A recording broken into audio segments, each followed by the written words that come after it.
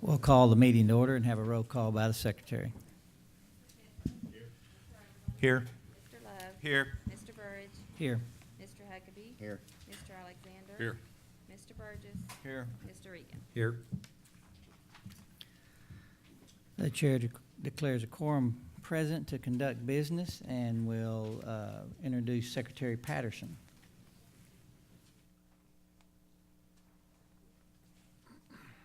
Thank you, Mr. Chairman, members of the commission, Governor Fallin.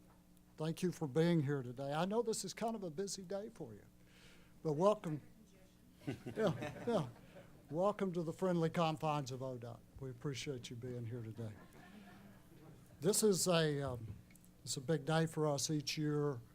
We kick off our annual Work Zone Safety Awareness Campaign, one in which about 3 years ago we started to go 24/7, 365 because of the importance of work zone safety. We are working in conjunction with the Turnpike Authority. Director Gatz is here, and the Department of Public Safety Highway Safety Office is a huge contributor and a sponsor of this campaign. Governor, if you would, I know that you have a proclamation, and I know that the commission would love to hear your proclamation. If you could read that for us. Absolutely. Well, thank you, Secretary Patterson. It's a great honor to be here in front of your commission again. And first of all, I want to say thank you to all the commissioners that serve on the Transportation Committee. We appreciate all your work that you do to help us build better bridges and roads and keep them safer and ease congestion, which we are experiencing a little bit at the Capitol today. You might have noticed. But we're glad to have all of you here, and thank you to all the Department of Transportation workers and employees that are here. We appreciate your great service to our state, and that's why we're here, is to talk about what you do day in and day out on our highways, on our roads, on our bridges, and we want to make sure that you're safe too as Department of Transportation employees. You know, one of my favorite signs, Secretary Patterson, and campaign slogans you had years ago was, "It's my mommy or it's my daddy." It's working here. My mom or dad work here. I can't remember exactly how you said it, but every time I saw that campaign slogan, it reminded me that it is someone's mom, dad, brother, sister, aunt, uncle, grandfather, grandmother that's working on our highways, on our bridges, and they also have families to go home to every day. And so we want to make sure that our Department of Transportation people are safe on our roads and our bridges, but also the traveling public is also safe. That's equally as important, and especially with all the construction that we've had across the state of Oklahoma, which has been a good thing that this commission has done for our state. We want to make sure that we're paying attention, that we're encouraging people to pay attention also as they drive. And so your new campaign, Your Life Matters, Drive Like It. Your life does matter. We all need to drive like it. Whether you work for the state, whether you're a tourist, a traveling public, a business person traveling throughout, and what you do behind that wheel will have an impact upon our state and certainly upon your individual families. I appreciate the fact that you have several activities planned to highlight this campaign to get people to drive safely, and I know you're going to talk about that in a few moments, Secretary, so we appreciate that. But I have a proclamation designating April 2nd through May 2nd as Work Zone Awareness Month, and we want to highlight to the public how important it is. So I want to read this proclamation if I can, and then I'll present you with this proclamation.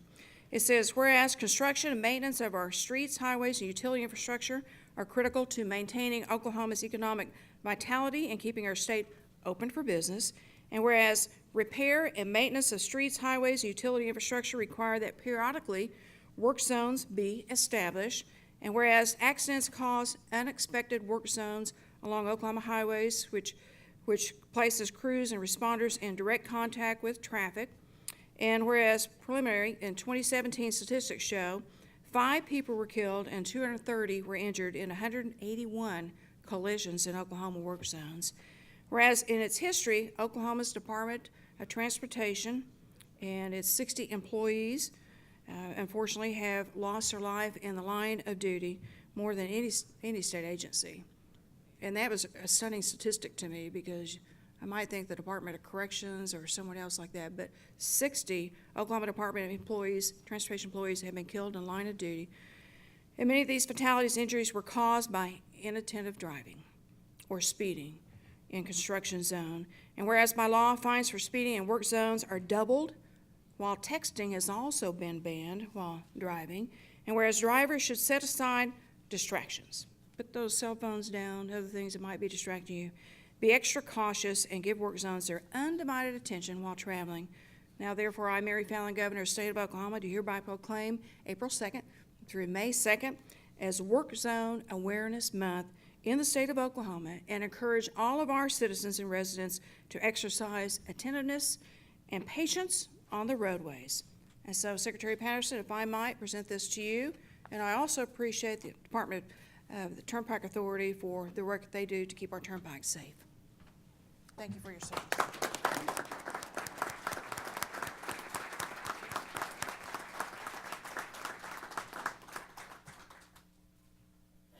Governor, thank you so much again for being here. And because of your support, we're able to really push this campaign as hard as we do.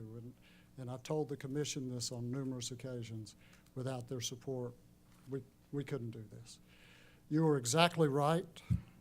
When you talk about the statistics, they're alarming. They're absolutely alarming. In the last 5 years, 75 people have died in work zones in Oklahoma. You see that with the ribbon display we have out by our flag. 75, 4 of those were ODOT workers.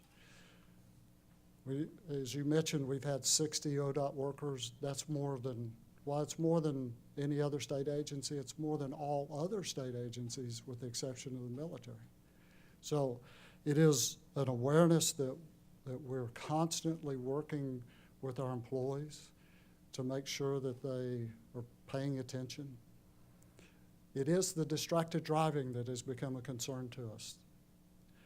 The last two out of the last 3 fatalities that we've had with our crews have been because of distracted driving. We weren't working on the roadway. We were working up next to the fence when they were hit.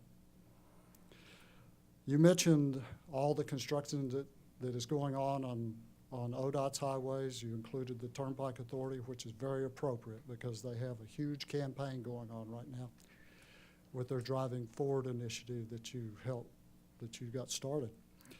So there is a lot of things going on in this state to investment in infrastructure. In the coming weeks, another thing that you mentioned, if I might, I'm going to have to read these, but it's, as you said, the campaign runs April 2nd through May 2nd. We're going to have video and audio public service announcements, which we're going to hear in just a moment. We're going to continue our Work Zone Wednesday overhead sign. That has really captured the imagination of the public. It's hardly a week goes by that don't get a comment about what comes off those signs. The folks over here are the ones that come up with those messages. Our social media outreach will continue on Twitter, Facebook, and YouTube. We're going to have billboards across the state, and our famous Skydance Bridge on April 9th will be illuminated in orange in honor of the 60 fallen ODOT workers. And then the National Work Zone Safety Awareness Week is April 9th through the 13th, which is next week. Governor, if I might, I'd like to introduce some of the workers, ODOT and OTA employees who are here today representing their crews. Some of these people you're going to hear and see in the videos in just a moment. If I could have you stand when I call your name. Ralph Winstead, Denotra Davis, LaDan Nelson, Noah Gonzalez, Chris Cooker, Paul Blocker, Jerry Hayes, all of those are from ODOT, Lowell Burrell, Steve Onshute, I hope I got that right, and Jeff Danker. Thank you all for being here today.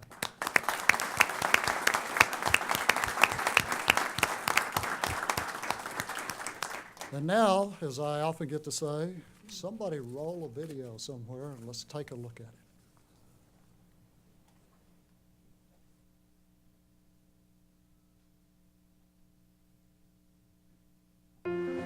Thanks for paying attention in the work zone. In keeping us safe by not speeding. And by maintaining your distance from us and other cars. So we can take care of the highways to keep you safe, day or night. Thank you. Thank you. Thank you. Thank you. Thank you. Your life matters. Drive like it. Thanks for paying attention in the work zone. In keeping us safe by not speeding. so we can take care of the highways to keep you safe, day or night. Thank you. Your life matters. Drive like it.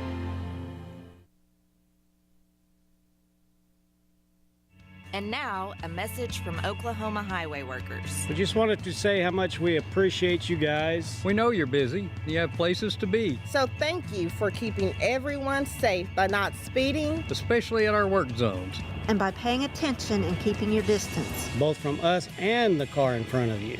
Your life matters. Drive like it. This message brought to you by the Oklahoma Highway Safety Office, the Oklahoma Turnpike Authority, and the Oklahoma Department of Transportation.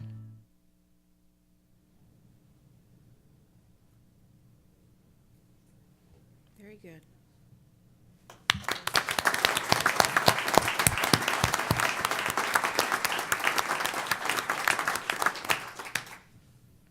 Governor, you didn't know we had so much talent around here. Didn't know we had so many good actors. Maybe a second career for you guys. I think it was easy for them because they're passionate about their message. That's all. If we have any questions about what we're moving forward with, we'd be happy to answer them, Mr. Chairman. Well, Governor, we're honored that you came today to recognize Our Work Zone Awareness Initiative. And, you know, our ODOT staff out there, senior and everybody, you know, our appreciation for what you've done for the Department of Transportation extends beyond work zone awareness. It is one of our most important tenets that we're working with. But what you've done for us in providing funding and providing support and encouragement has moved us so far ahead of where we were. You and your administration have done great things, and I'm going to stand up and give you a hand. Thank you.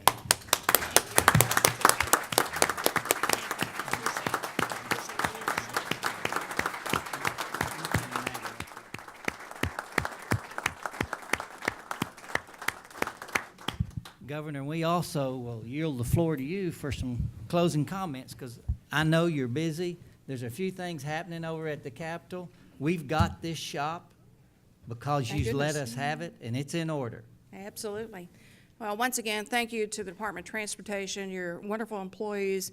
And I know it's not an easy job working on our roads and bridges. I've seen you there on the sidelines in the middle of the roads trying to work around all the motorists that want to get somewhere in a hurry and sometimes not paying attention or maybe honking or impatient. But you guys do a super job, and I'm very proud of the work that you do. But the most important thing is that we keep you safe. Not only do we keep you safe, but we want to keep our public safe, those who are going up and down those roads and bridges, and make sure everybody goes home, like I said, to their family, because your life does matter, and their lives matter also. But besides that, the Commission's done a tremendous amount of work with your 8-year plan, and we're very fortunate that over my last 7.5 years, and I think I got about 8 months, I'm kind of counting now.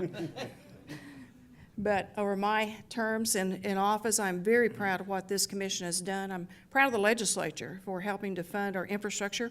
For many decades, it had gone unfunded and not funded to the extent that it should have been and not had the attention it should have had. But public safety is also keeping our roads and bridges in order. And Secretary Patterson, I am so proud of the work that this commission has done on our infrastructure, especially on our bridges. And if I can remember the numbers off the top of my head, I'm going to make a statement on this. But I think when I came into office, we had about 706 structurally deficient bridges, and last week you told me we were at 184 that need to be completed. And so that's a tremendous amount of progress that we have made on our bridges to make sure they're safe. And that really hits home when you look at things like what happened recently in Florida when they had a bridge collapse. You know, those things are important too. Infrastructure is important. And of course, all the great work that we've done on our highways to make them wider, to extend them, to make them safer, to ease the congestion. And as those of us that live around Oklahoma City or travel Oklahoma City or Tulsa, we see a lot of that congestion in various areas because our state's growing and we have a lot of new business and business development that's coming in. It's important that we also invest in our infrastructure. So we are very grateful for a tremendous amount of work that you've done on the commission to make sure that we prioritize what needs to be done, the most important thing, first of all, and your advocacy at the Capitol is also important. That's why you've made such great progress in helping us build our infrastructure. So I feel good about what we've done. Railroad crossings, I don't want to forget those. You've done a great job on those two and other type of infrastructure projects in our state. Our airports, certainly we don't forget those. But thank you to the commissioners for your time away from your businesses and your work schedules and your families for coming to Oklahoma City to have these meetings. And thank you for making transportation a priority in our state. We appreciate you. Governor, thank you for being our road building and bridge governor.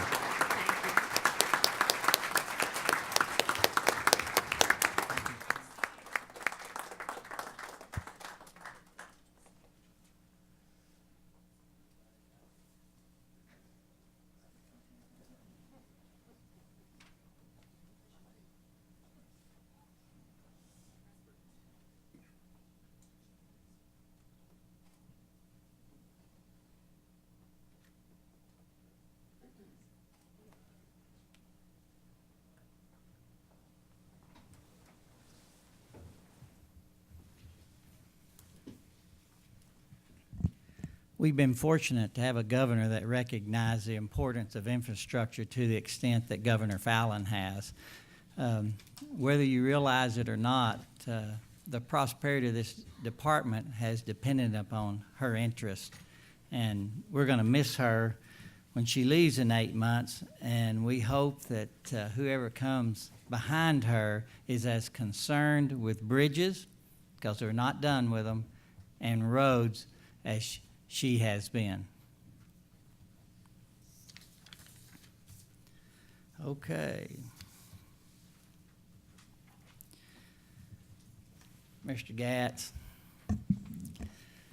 you're such an important fella to us that 4 people have reminded me that you're here today.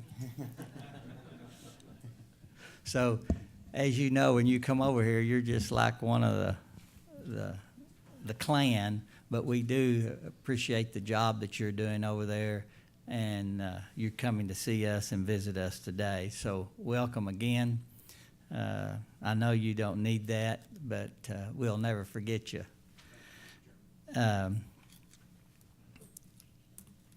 Item 41 is the approval of the minutes of the Transportation Commission meeting of March 5th, 2018.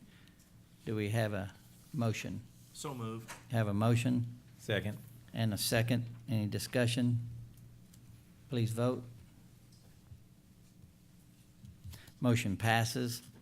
Items 42 through 44 are on the consent docket. If there's a commissioner that would like to remove one of those items and discuss it separately, we will by acclamation. Otherwise, we'll hear a motion for the consent docket.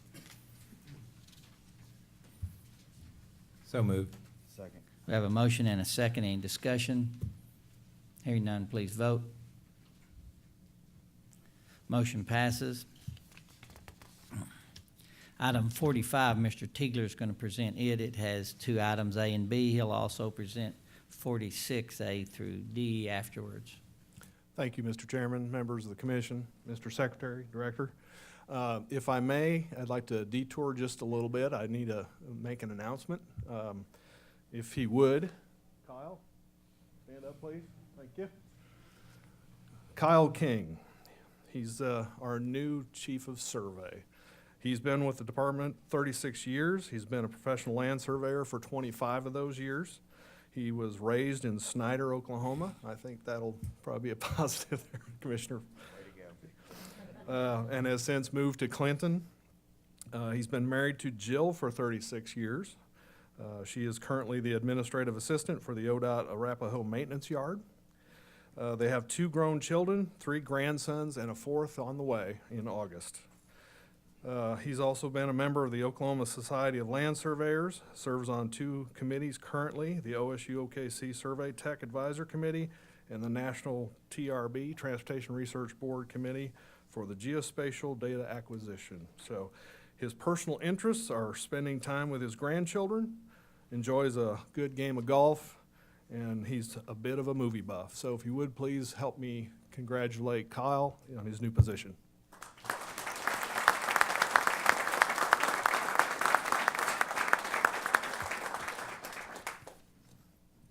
Thank you. Item 45, I have engineering contracts, 2 items this month. Part A is a statewide all districts, is our on-system bridge standards. We've selected CP and Y. This is for doing our bridge standards for reinforced concrete box culverts. Total not to exceed amount is $219,200. Part B is a statewide all districts as well. This is our state bridge rehabilitation contract. We've selected 6 consultants to help us provide engineering services upon demand. This is with Freeze and Nichols, Garver, HNTB Corporation, Infrastructure Engineers, Poe and Associates, and White Engineering. This aggregate not to exceed amount for these 6 contracts is $1.5 million. Approval is recommended. You've heard the recommendation of Mr. Tigler for item number 45A and B. Move for approval. Have a motion? Second. Have a second, any discussion? Hearing none, please vote. Motion passes. Item 46, continue. Thank you. I have 4 items. Engineering supplements. Part A is a statewide, all districts are off-system bridge inspections. This is with CED 4. Supplement not to exceed amount is an additional $43,000, brings the total aggregate not to exceed amount to $512,400. Part B in Sequoia County, this is Commission District 1. We previously authorized Tetra Tech to do the engineering and design plans for I-40 interchange at US 64 in Salisaw. The supplement not to exceed amount is $65,167. This project is included in the 8-year construction work plan for 2018. Part C in Lincoln County, Commission District 3. We've previously authorized Atkins North America to do the engineering and final design plans for State Highway 66B over Captain Creek. The amount not to exceed is $8,170.70. This project is as well in the 8-year construction work plan in FY 2020.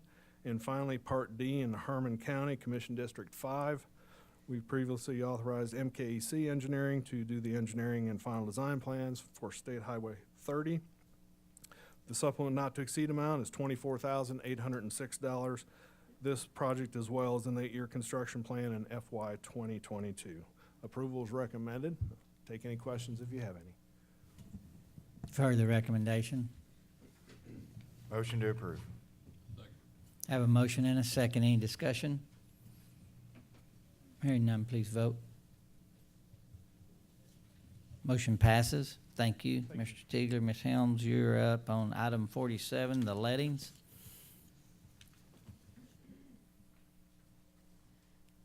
Good morning, Mr. Chairman, members of commission. Agenda item 47 is for the final June, tentative July, tentative August 2018 bid openings. The department requests and recommends approval of this item. The item's been presented. Motion to approve. We have a motion to approve. Have a second. Any discussion? Hearing none, please vote. Motion passes. Thank you. Move on to the budget revisions. Agenda item 48 is for a budget revision to increase the county equipment revolving fund in the amount of $800,000, which will be funded with unbudgeted county lease revenue. It's revenue which has been realized or recognized over the estimate. So in addition to that, the program is ready to commit the $800,000. And the department requests and recommends approval of this item. Is that it? Okay. Motion to approve. We have a motion. Second. Have a second. Any questions? Please vote. Everybody voted, and it passed. No. Am I on? Pretty please, pretty please. Why is August so low, 23 million, because if you look at the past years, 2016 and 2017, they kind of line up a little bit, give or take. Is that a number that might change, or is it just? You're asking me why the bid letting has a disproportionate distribution of projects in comparison to the prior year? I have no earthly idea. Me neither. It's just when they fall into the program. Gotcha. I like the Sorry. 138 number. It's just 23 seems low. I didn't know if that would But keep change. in mind, it is tentative, so you could have things slide in between Gotcha. July and August. And you can see that July is fairly heavy. Yep, it We've is. got the one big project in it, I Correct. believe, yeah. Okay. Thank you. Thank you. Mr. Dell screwed that up, just so you'll know. I like it. I like it front loaded.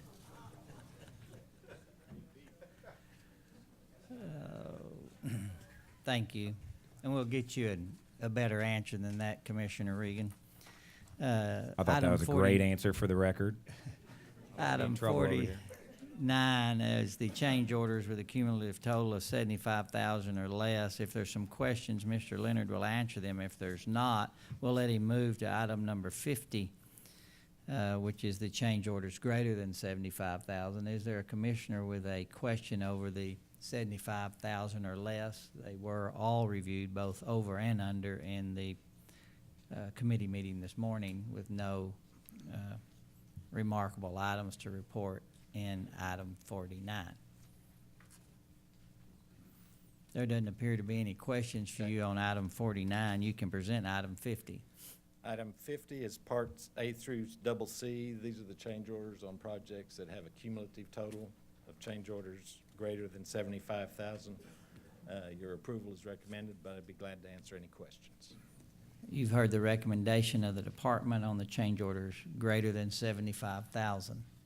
Motion approved. We have a motion to approve. We also have a second. Any discussion? Hearing none, please vote. Motion passes. Thank you, Mr. Leonard.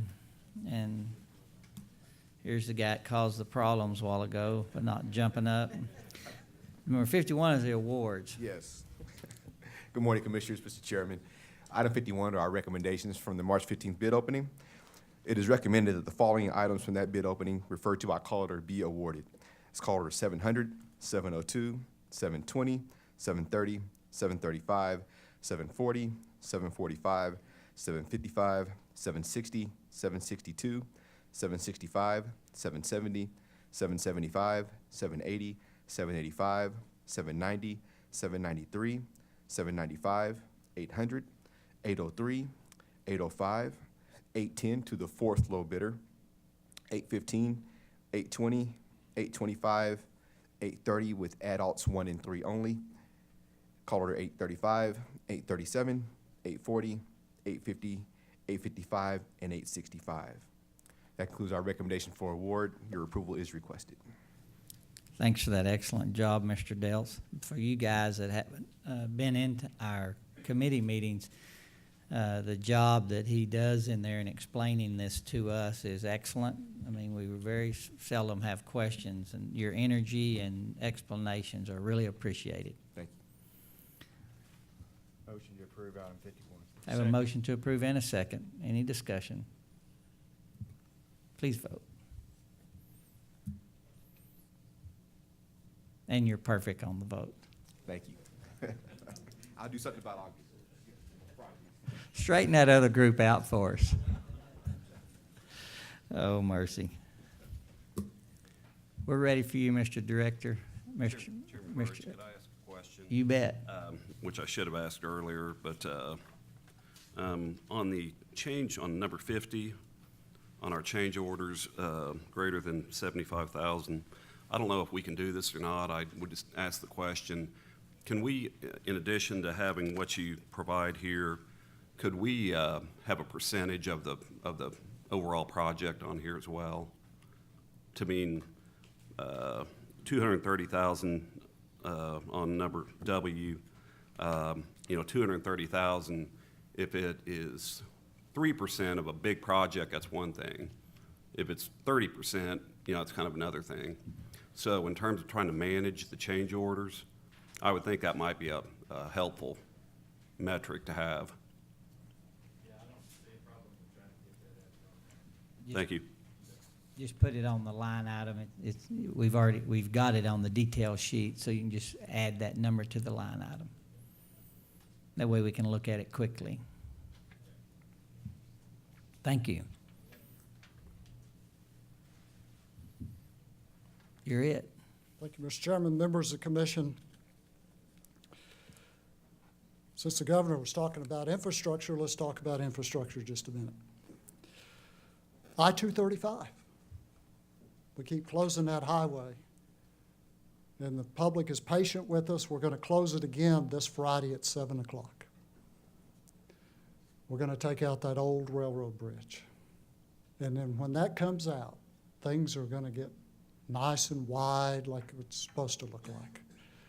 So just a heads up to the commission, Commissioner Love, we're going to change your neighborhood again.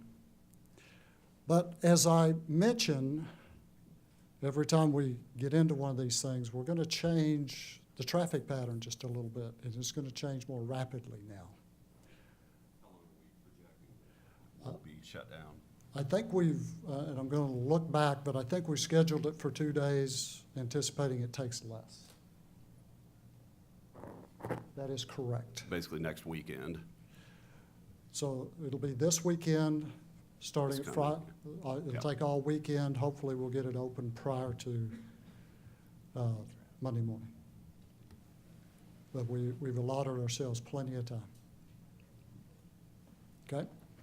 So everybody be ready for that. Recently, Oklahoma, along with some other states, was awarded a Tiger grant. Farm Rail, who's one of our short line operators here in Oklahoma, they operate not only on our rail in western Oklahoma, but they also operate with rail that they own themselves. Judy Petrie, the CEO of Farm Rail, is seated about 5 rows back on the aisle. Judy, could you please stand? Judy is one of those leaders in the rail industry across the country, and she's based in Clinton, Oklahoma. We're lucky to have her. This Tiger grant is going to allow them to increase their capacity to 286,000 pounds. It will increase speed on the rail. There's a lot of things going on, as you guys know, out in western Oklahoma, be it agriculture or energy. But Farm Rail is making that progressive investment. As I said, the grant is $9.9 million. The total project is about $16.5 million. So Farm Rail is heavily investing in it themselves. Judy, congratulations on your Tiger grant.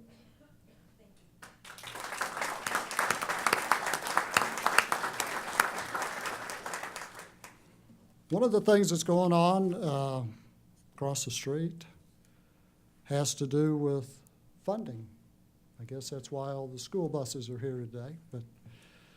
But from the ODOT perspective, we heard Governor Fallin say at her State of the State address in 2017 and again in 2018, she had a notion of increasing fuel tax that would come straight to the Department of Transportation and at the same time move some of the allocation of income tax from us to possibly general revenue. Well, that's what is passed. The legislature last week passed a gasoline tax increase of 3 cents a gallon and diesel fuel at 6 cents a gallon. So that will put us at 20 and 20 for each one. When you think about the idea that gasoline tax creates about 19 cents per penny, or $19 million per penny, and 9 cents, $9 million per penny of diesel. So we're looking at about $114, $115 million coming out of fuel tax. So that's in House Bill 1010. There's another House Bill, 1014, that will provide us a portion and increase our allocation of motor vehicle fees Historically, we've received 0.3%. Not 3%, but 0.3%. It's going to increase that allocation. So that should throw off another $195 million. That has not been finalized yet. It passed the House, passed the Senate, and it was amended in the Senate, so it has to go back to the House. So it's doubtful that it would fail in the House, having already been there once before. So we could see about $319 million of motor vehicle fees and motor fuel tax coming to the department and squeezing out a like amount of income tax. The legislature intent is to make sure that the roads fund maintains its cap at $575 million. There's never been any discussion of lowering that cap, any serious discussion. So we will begin to switch our primary revenue back to what people logically think to be transportation-related revenues. So that begins to make sense for people. Us receiving a large allocation of income tax never really made sense to people, and so that's why you get into this discussion with other parts of government saying, why is ODOT getting our money? Well, we're trying to relinquish that thought.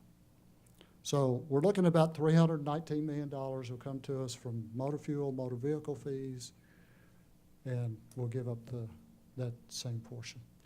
Now, all of that won't begin till 2020. In FY19, that money's going to go to GR, but in 2020 is when it effectively hits us. So that's a good thing, because as we've talked about, any increase in revenue for any part of state government is good for ODOT. Because what we've seen since 2010 is about $840 million been taken away from us to fund other parts of government. So perhaps that won't have to happen. 840 since 2010, 500 the last 2 years. So we've been trying to turn that tide that other parts of government gets the funding that the decision makers think they need, and they allow us to retain what's statutorily ours. So that's all good news. And finally, I mentioned to you 2 months ago, I think, that we were looking at salaries and benefits and the effect on our employees. We're continuing to look at that. The legislature has passed not only a teacher pay raise, but a state employee pay raise. The state employee pay raise doesn't take care of just what the increased insurance cost has been to our employees. And I want to remind you, the increased insurance cost has not been borne by the state, but it's been borne by the people sitting behind me, the people that work for the Department of Transportation, to the tune of about $4,000 since 2012. So a guy making the same thing, his net income's gone down $4,000, and that's something that we can't deal with. We're going to have to make some changes to affect that, at the very least. And then we have to keep up in some semblance with the market. The market is changing on us depending on what job class you're in. So we're going to have to make some changes there as well. So we'll see how the across-the-board pay raise looks like and how it affects our employees, and then we'll make the requisite changes after that. Mr. Chairman, I'll be happy to answer any questions. I just, you didn't say a few magic words, is we're not getting any more money. We're Real not getting clearly. any more money. Yeah. No more money. It's just gonna come through down a different street to our doors. It's a different color of money. There you It's go. coming, it's coming. Well, we just want to make that clear, that everybody understands we're operating with the same amount of money that we had before all this started, except we've had $840 million taken out since 2010. That's correct. Yeah. And I imagine every day, what we could have done with $840 million. The governor was kind to point out all the improvements that these guys have made since 2010. And they've made some amazing investments in Oklahoma. I think about side rumble strips, centerline rumble strips, cable bear expansion for capacity, and look at our structurally deficient bridges. Some people looked at that goal and said it could never happen. It's going to happen. It is absolutely going to happen. Yeah, that's a good deal. I'd also encourage you, and I know you guys are being diligent about it, don't let our employees suffer that decrease in their take-home pay. I mean, wherever we need to tighten our belt, let's tighten it, but we've got to make those adjustments so healthcare doesn't rob our people of their rightful pay. And we need to get that done post-haste. Thank you, sir. I appreciate that. Any questions from the commissioners for the director? All right. Thank you. Well, we need to go out there and make our workplace safer every day. We thank you guys for volunteering. I know you probably took a little ribbon for that, but you guys did a great job, and it's so important because we've got to continue to remind ourselves, get off the phone, look up. There's people standing out there that you can run over, and it can, especially, you know, when it starts getting dusk or it's early in the morning, be safe. We'll hear a motion for adjournment. So moved. Second. I believe we had a second, and a motion and a second, and we'll vote and we'll be done. Motion passes.